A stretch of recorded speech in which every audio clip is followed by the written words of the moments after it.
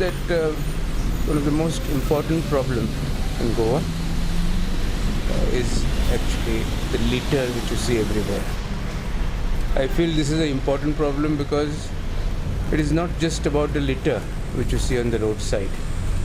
When somebody has thrown litter on the roadside, that essentially means that there is a litter in his mind or her mind. There is a garbage in the mind. And this is a dangerous thing. And it is very important that we make Goa litter free. And that's also actually a little bit bigger affair. When you are talking about making Goa litter free, it's also about making Goa better citizens, because a good citizen will never throw things on the road.